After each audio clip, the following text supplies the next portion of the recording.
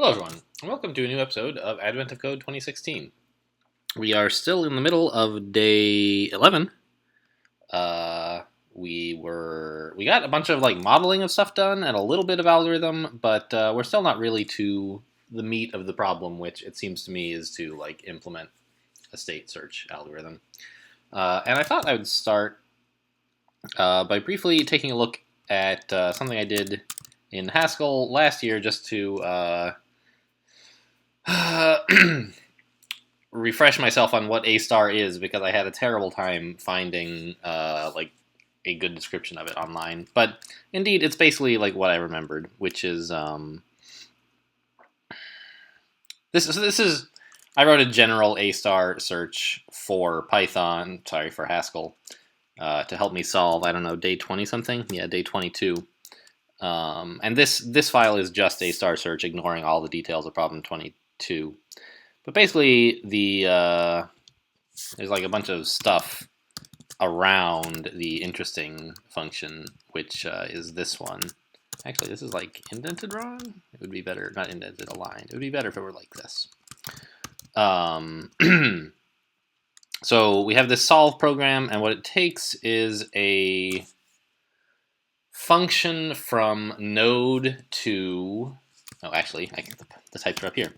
So it needs to know, given a node, what are the possible next nodes you could go to, and how much does each one cost.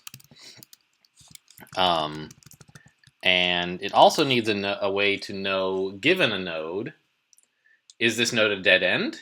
Is this node the goal? Or is this node on the way somehow? Is it a node that we need to search further from, or a node that we can conclude is the winner, or a node that we conclude can't possibly lead to the winner? And it returns, modulo some boilerplate, not boilerplate, but plumbing, modulo some extra support stuff. It gives you back a result of, hey, here's the path to get to your thing. And so basically all we do is we start at,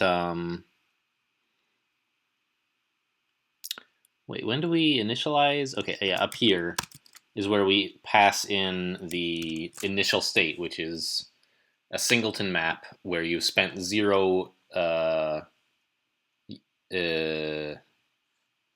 the weight of the nodes is. You spent 0 units of weight, and all you have left to... The nodes you can so far explore are basically just the root. You took one... right, the root. Okay, you guys know what that means. And so the idea is, at every step, we check and see if we've completely run out of places to explore, then we just give up and say there's no way to the root, to the goal. And otherwise, we are maintaining basically a priority queue, but I actually implemented it as a map where the key is a cost and the value is a list of things with that cost. It's a little bit of a nasty way to do a priority queue, but I didn't easily find a built-in priority queue library in Haskell, and it's not too hard to use sorted maps, so I just did that. But the idea is we find the node with the smallest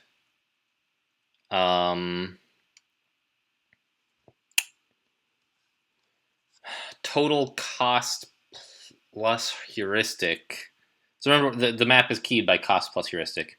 So at each step, we find whatever node we have not yet explored with the smallest cost plus heuristic function. And we remove it from our priority queue.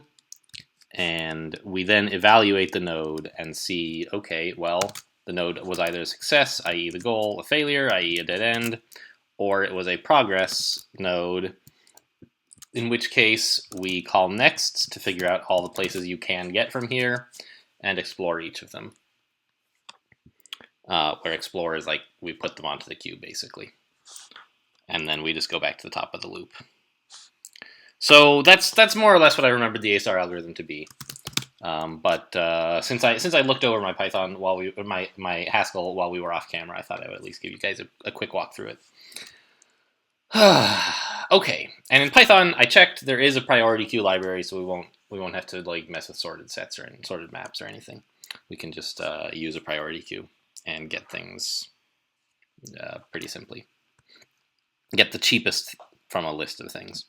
Okay, so where exactly did we leave off here? We defined a way to... Man, I'm getting a bunch of like useless emails. Let's close that window. Okay, right. So we defined these two classes for the kinds of objects you can put in a room, and we defined how, given a room, an object can tell if it's illegal for it to be in that room. And we had added to the room class a way to get a new room with some changes, as well as determined what are all the possible things you could take out of a room. So, let's see. We need a bit more to model our problem state, which is we need actually more than one room, and we need to know what floor the elevator is on. Right? Those are the extra things we need to know. So we could define a building class that has a list of rooms and an elevator floor. That seems like a kind of poor description of a building, doesn't it? What's a building? It's a bunch of rooms and an elevator. It might be better to just call this node because it's a node in our search graph or in our state graph. That seems okay.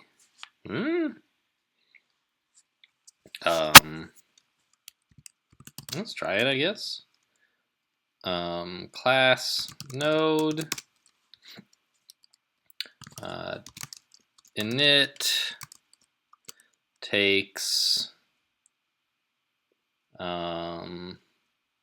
probably it makes sense for it to take a list of rooms, so we'll just copy that, and we'll make the elevator by default start on floor 0. Oh, we didn't copy the input, but we pasted it up here.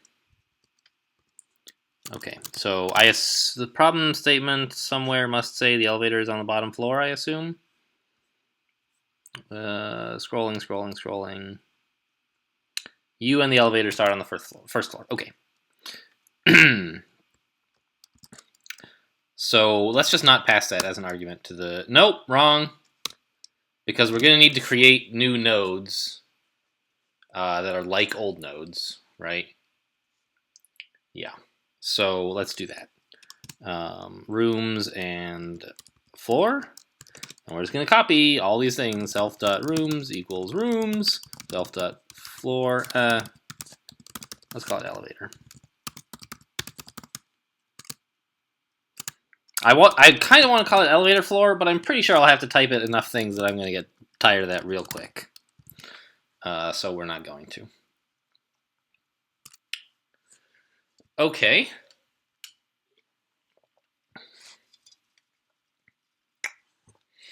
So I guess that what we do is node kind of needs a function. Let's call it evaluate. That's going to return basically either, succeed, fail, or progress. Right? Is that a good way to do things? It seems okay.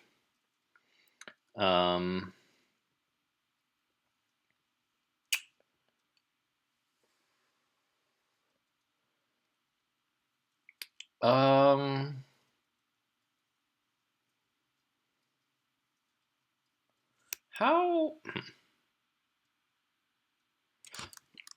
Let's do something a little bit better here. Well, not better. Let's add an empty function, predicate really, to room, which is just return not objs. Yeah. And so how do we tell whether a node is in a success state? Well, we see if all the, okay, so if, all right, so I want to see Python predicate list any. I see this is still in my search history. Thank you, Google. But I actually want all, not any. Check for predicate value is true for all elements in an iterable. Oh, that's right. We want to pass it if all of r.empty in self, no, for r in self dot rooms can I do an islice with a negative offset? Python islice. Actually, let's just try it in the REPL, shall we? Islice itertools.islice of, I don't know the argument order. How would I find that out? Doc, is that a function? No. Help. Help. Okay. Itertools.islice. Hey, that's documentation. Great. Islice takes an iterable, maybe a start, definitely a stop. Okay. So let's write itertools.islice of range 5 and -1. Stop arguments. Okay.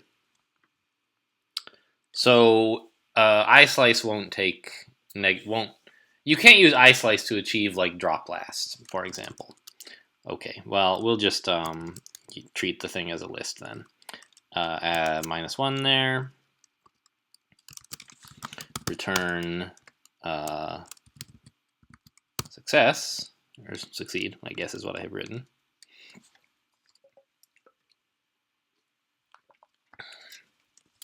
If any r dot,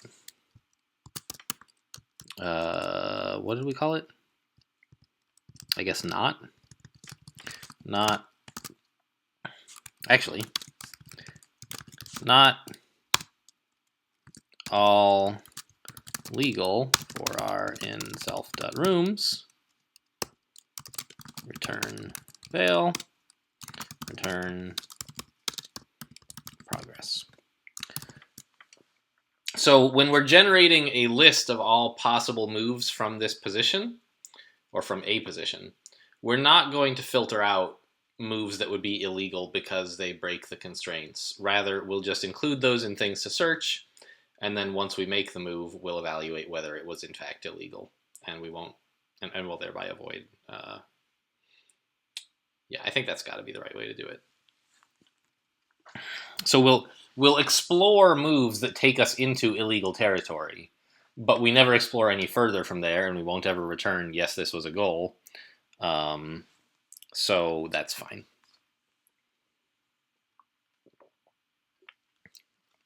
All right.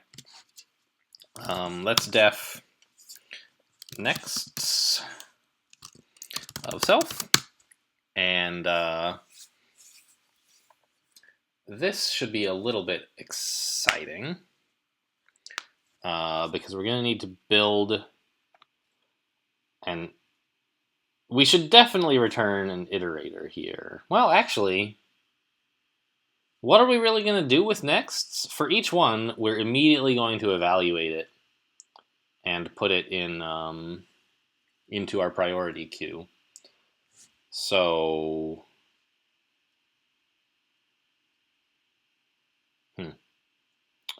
we will we always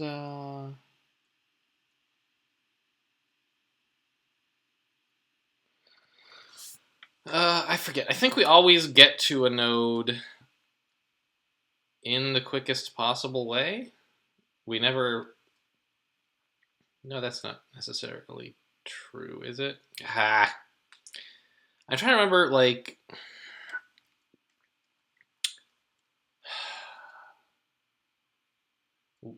what to do if we try to add a node to our explore queue that we have already explored. Do we like update the cost that it's at to be the minimum of the cost we've taken to get there and the old cost? I don't think we actually have to. I don't think A star visits things in a more expensive way. Let's go check real quick how I did it in Haskell. m.update min. Okay, yeah, that's just removing the node from the open set, I suppose you would call it. And yeah, we're just, well, actually, we're not even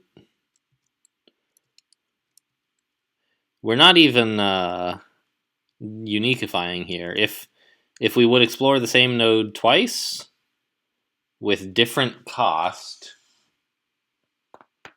then it does get added to the queue. So that's a bit wrong. Well, it's not wrong. It's just a little more expensive. It's probably a poor implementation of A star that will yield correct results. But okay, so what were we actually searching here? Was it fine that we ever? I see. We basically were just never going to run into a case where there was a conflict, or where there were multiple ways to get to the same node. So it was sort of fine that I didn't handle it. Or not multiple. Right, because, well, we weren't even storing the node as a key in the map. We were storing the path to that node. So definitely, this seems like not the most efficient thing here, what I did last year. Maybe we can check real quick. A star Wikipedia again. A star Wikipedia.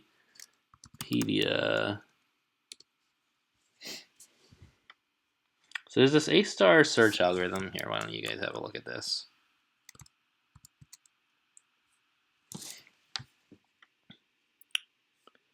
Oh, this was the one that, like, oh yeah, there's like, God, this friggin' pseudocode. Okay. So what do we do with the closed set is what I want to know. Okay, so basically, if we have ever looked at a node, we know that we went there the most efficient way, right?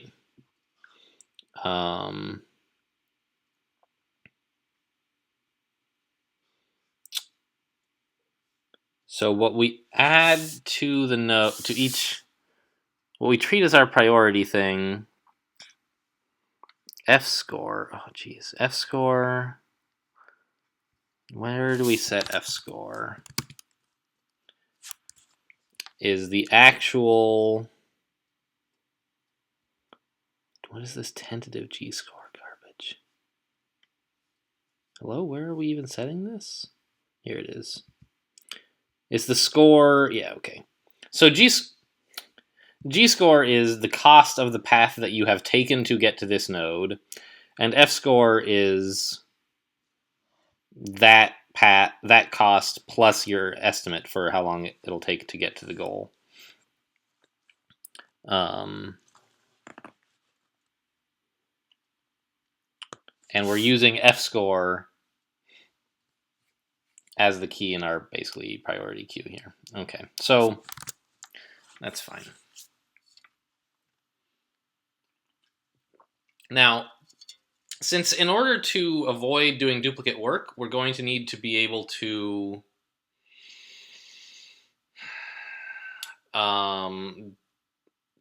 have a set of room objects, or node objects, I guess I should say. I wonder, like, in Java, if you have like a custom class and you want things in it to be reasonable members of a set, things that they have to like obey hash code and equality and stuff, and that doesn't come built in like Haskell or, well, Haskell and Clojure I guess are sort of different in this regard. In Clojure, it just sort of basically works for free. In Haskell, you have to implement like ORD, which is similar. It's like implementing less than or greater than for your type. I don't know what it's like in Python, so let's try something like, let's create 2 chip objects and try putting them into a set. Set of chip 5 and chip 5. How many elements? Oops. There are 2 things, so it regards them as distinct objects. And now I have to look up. You guys didn't see that. Whoops. All right. Well, not much happened. Here you go. I just evaluated this. All right. I guess it's easier to say these last 3 lines here. We got back a set with 2 chip objects in it, whereas if it had been removing duplicates, there would have been only 1.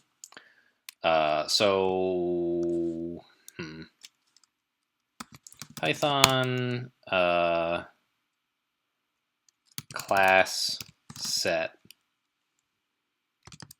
dict key. Nope, that was a bad search.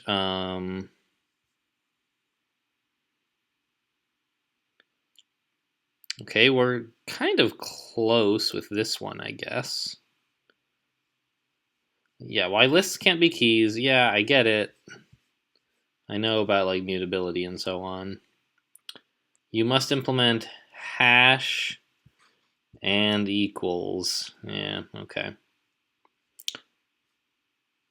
So that's like a lot of work, right? To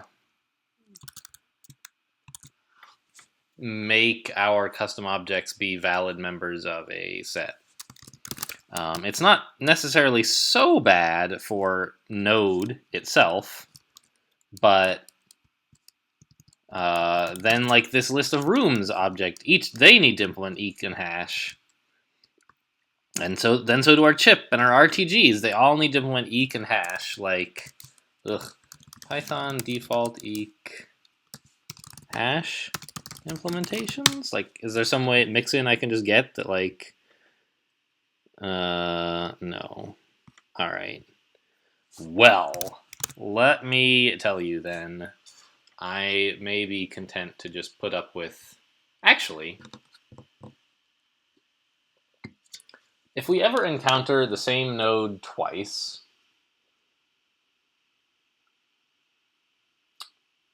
it will be through. I was going to say it'll be through 2 paths of different length, and since.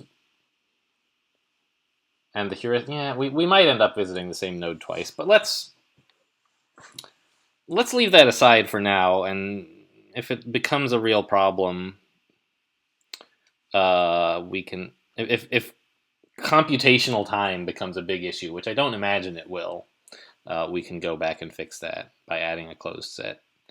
But that's really an optimization over like just doing things the dumb way, and we'll do things the dumb way for now.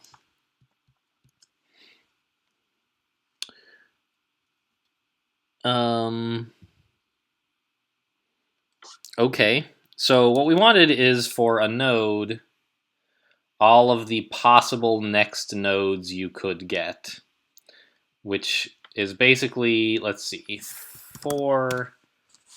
Yeah, we'll have this yield some results.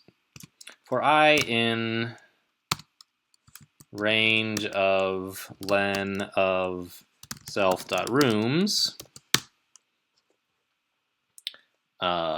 and then for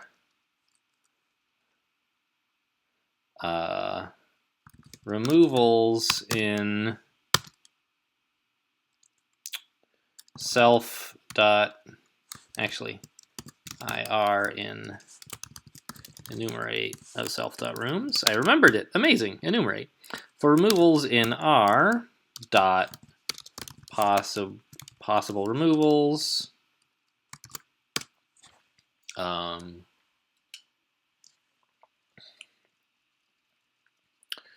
let's first define here the possible rooms we could move to. Dests equals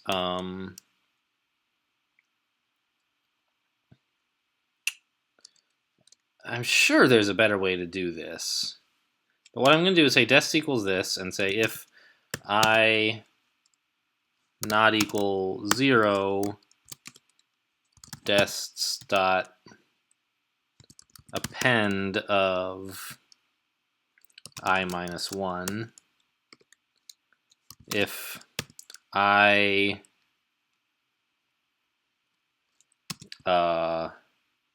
less than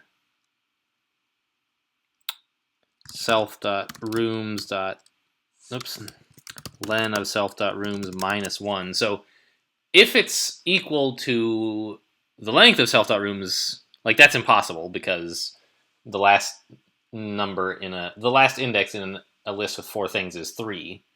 But if it is 1 less than that, we still don't want to say go up a floor. So if it's then dests dot append of I plus 1. Okay, and then say for dest in dests. Actually, let's write new room equals self dot rooms of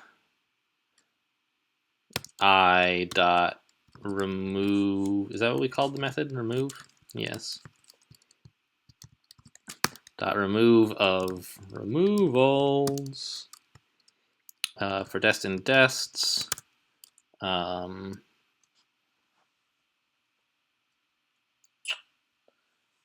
Let's see. Oh, geez. Do we just need like a... We need a copy method as well? So that we can get... No. I was thinking that we need to be able to copy all of the rooms in our list to avoid mutating them, but we're never actually going to mutate a room, so it's fine. We'll just... Yeah, okay, great. For dest in dests, let's create a new node object. No, let's create a new list of rooms.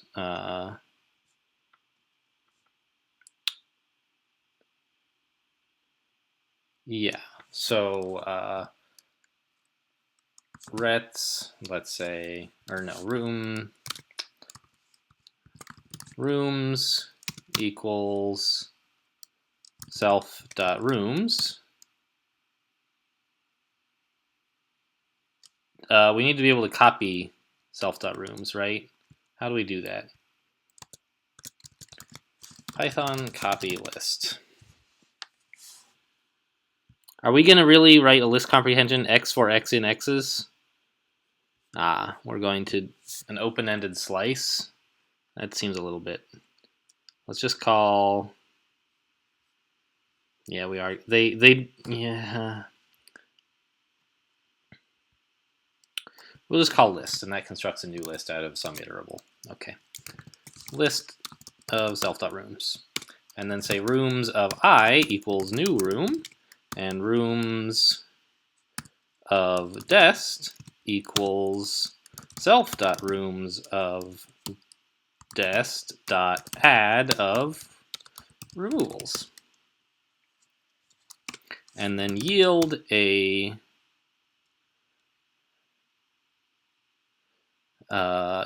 new node object with the new rooms object and destination as the elevator location. Right? That seems okay.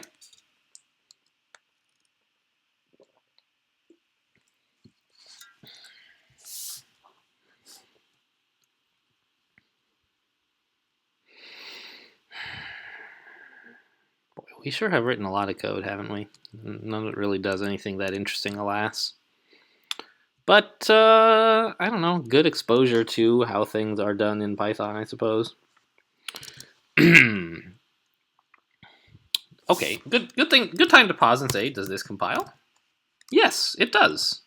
Incredible. Look at that. Okay.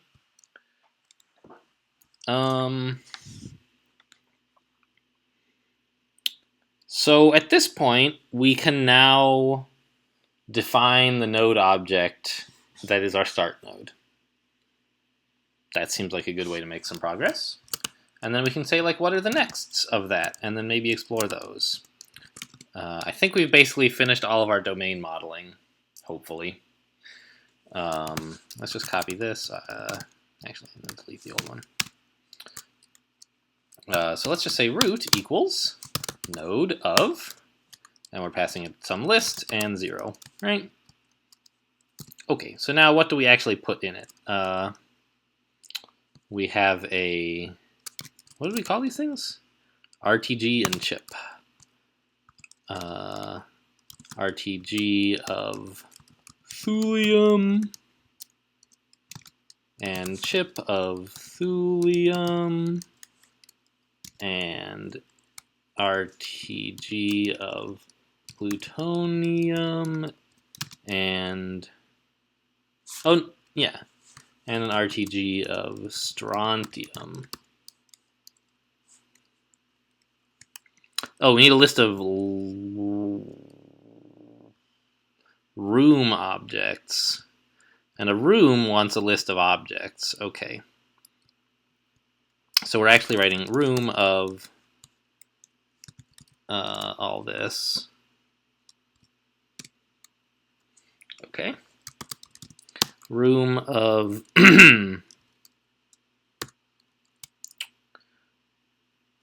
chip of plutonium. Oh man, these spelling errors here are going to be real important, aren't they? All right, we'll make a note to double check. And another chip for strontium, and that's it, right?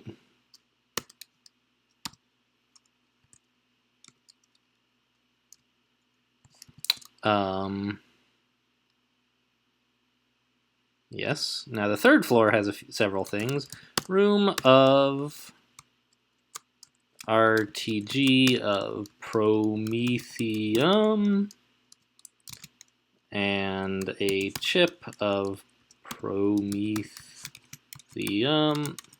I should be using autocomplete is what I should do so I don't type it wrong.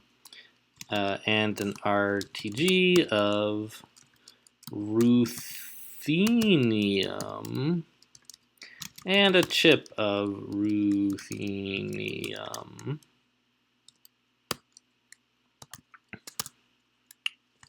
Uh-oh. How come Emacs indented it to there instead of somewhere else? And an empty room at the end. All right. That looks good, right? Yeah, room is illegal. Why? I must have some badly closed. Yeah, I missed a comma. Friggin' commas. I hate commas. Node instance has no attribute elevator. Or did I not define a, what? Oh. Forgot to copy that. All right.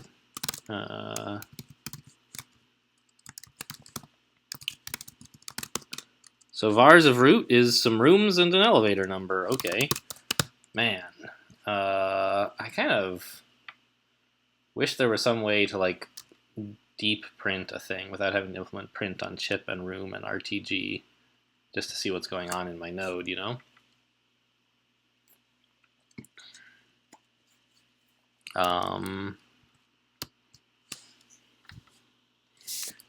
BRB, this music is awful. Let us try changing the channel here. Just play me like something. Hello?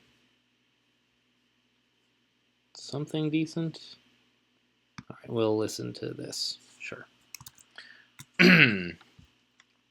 I'm back. So, yeah, it would be nice if we could actually inspect objects of these types.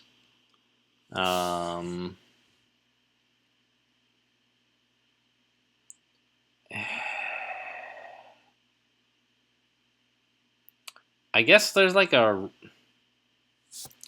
There's like a repr method that I've heard of that you can use, right? REPR Python.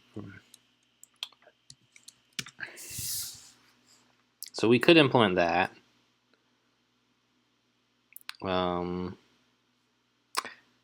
Actually, does it just come? Maybe it comes built in. Let's try it. Repr of root? No. Of course not.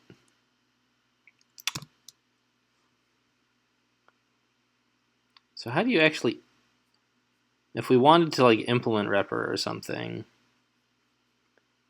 I just want to be able to see what my objects are all about.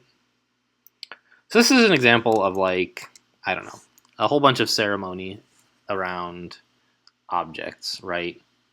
We have our data, which is really just a stateless collection of values, and we can't look at it because it's all bunched up tight inside of objects, hiding implementation details from us, like just in case we ever had to change something, you know, we wouldn't want to let a printed representation of our object leak out. But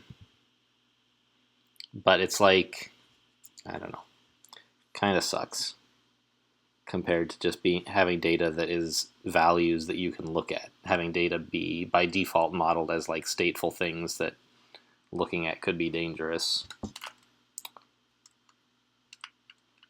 Return. Yeah, you have to implement repr basically. Not a big surprise, but is it worth doing? I guess it's not too bad.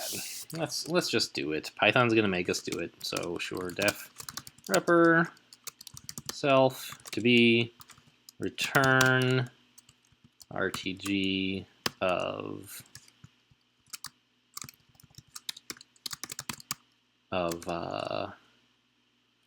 %s self.metal. Likewise here. Here we'll return, oh, not RTG actually, but chip. And this one we'll call room, of course. And it just has a list of objects, so repr of self.objs.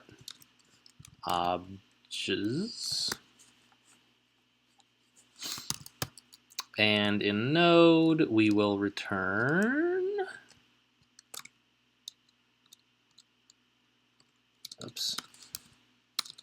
def repr self to be return node of %s %d of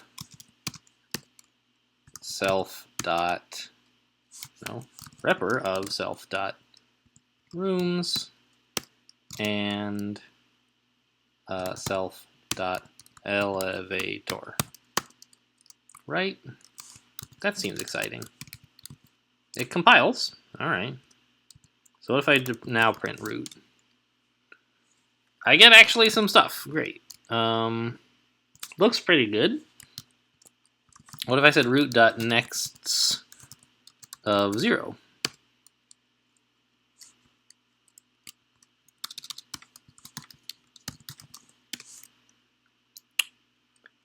Global name ROMs. Well, yeah, that's certainly true. I wanted rooms. I'm a little bit sad that that didn't cause a compilation error, but I guess that's sort of a consequence of... Never mind. Okay, great! We called room.nexts, and we arbitrarily chose a single new next node, and it like worked. Sort of, maybe? What's the difference? So the thulium RTG seems to have been removed from the first floor. Right? Hang on. Let's do these in order. So up here is the... Yeah, we removed the thulium RTG. The strontium somewhat mysteriously moved to the front of the room list, but I guess that's just like a consequence of us calling set to uniqueify.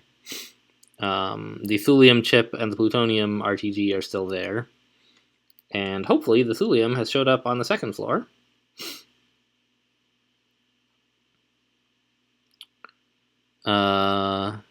Indeed it has. Great. I'm noticing that our repr is wrong because we have these quotes here. What is that all about? Our room... Yep, this %s is incorrect. And so now if I said this actually prints as an object that I believe we could evaluate, right? Yes, good. Okay.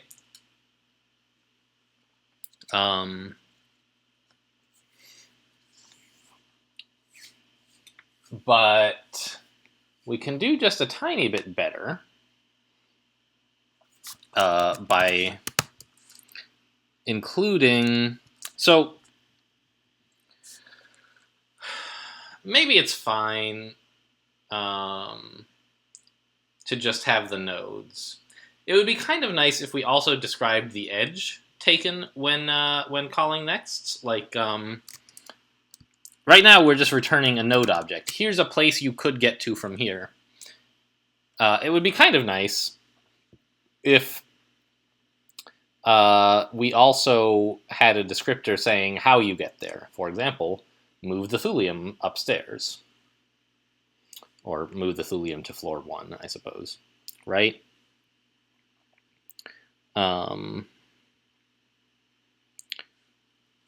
So that actually seems not too hard.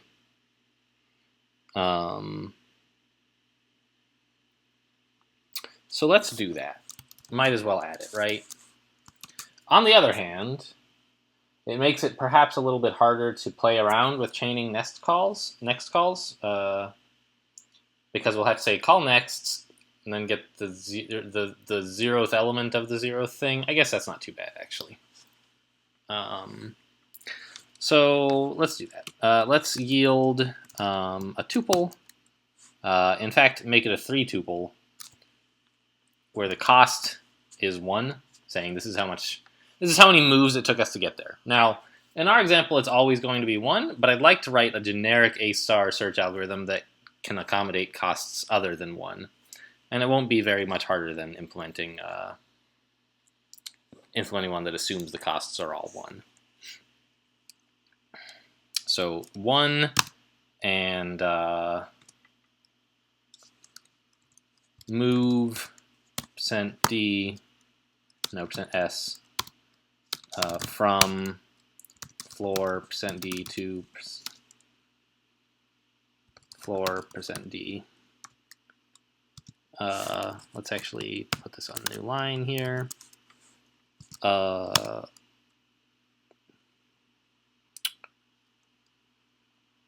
And we'll call repr, I guess, of removals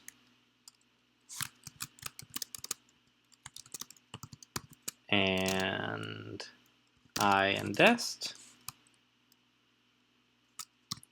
and then this. Yes? How does that look? Room.nexts.next. We say it costs us 1 time unit to move the thulium RTG from floor 0 to floor 1. And here's the state we get to. That's pretty cool. So hopefully, this will help us understand better than just reading the intermediate list of states how our algorithm, how the eventual solution we come to, be able to see that it actually solves the problem rather than just taking it on faith. So I think that we are sort of at a good stopping point here for this video. We sort of... It feels in one way like we didn't do very much, right? We basically like, oh, this node is the only class we defined. But actually there's kind of a lot there. now that I look at it.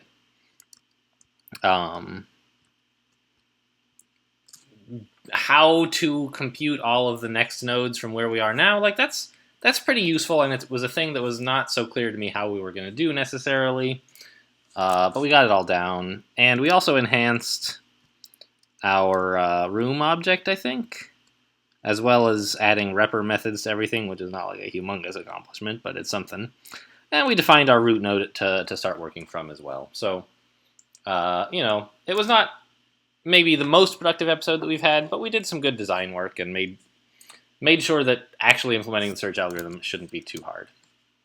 So that should be coming up in the next episode. Thanks for watching, and I'll see you next time.